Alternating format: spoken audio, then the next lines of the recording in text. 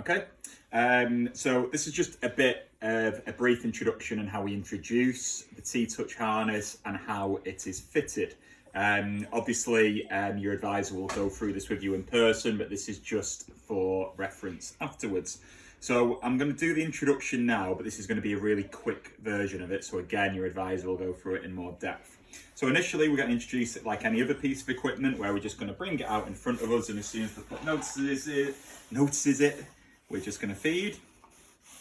Then as soon as it goes away, the treats stop. Then we're going to bring it out, yep, and want the pup to make a movement or look at it.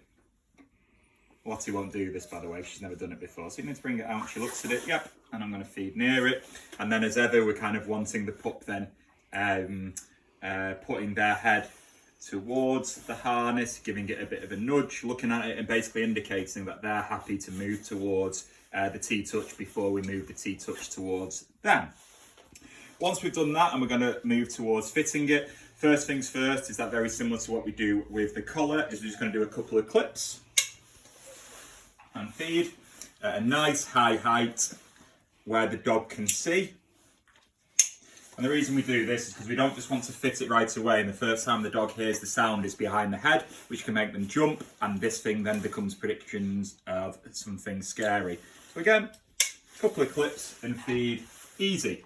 Then after that, just going to do a couple of movements towards the pup, like that. Yep.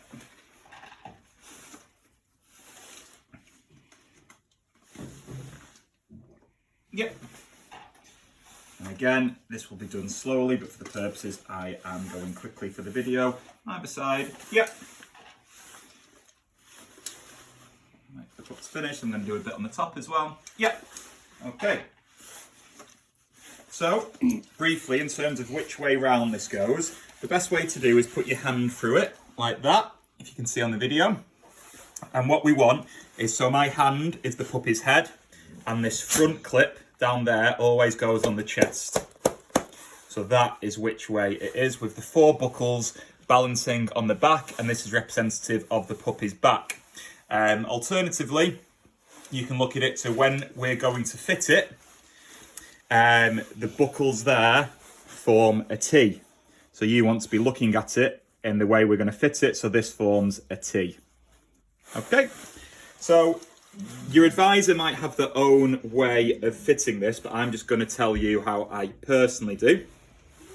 I only ever undo one side.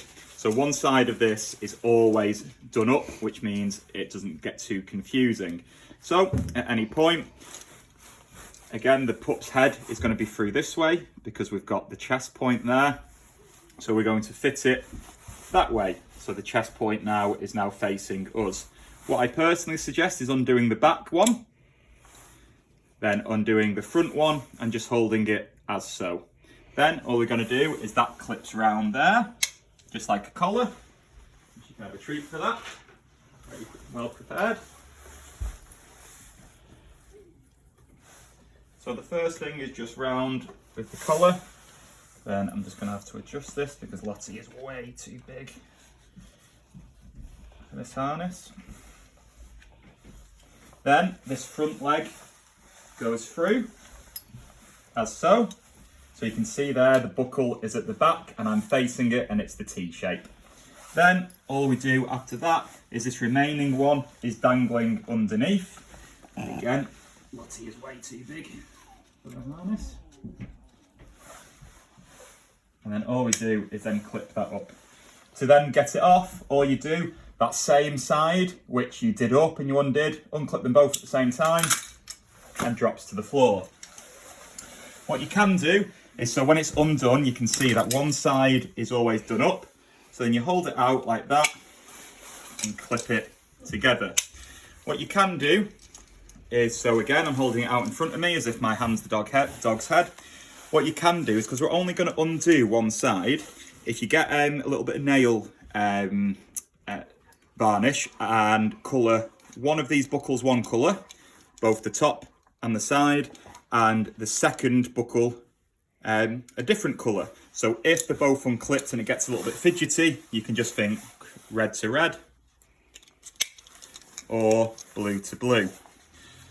Lastly, The thing is adaptable. Again, your advisor should fit it for you at the time, so this probably won't be relevant.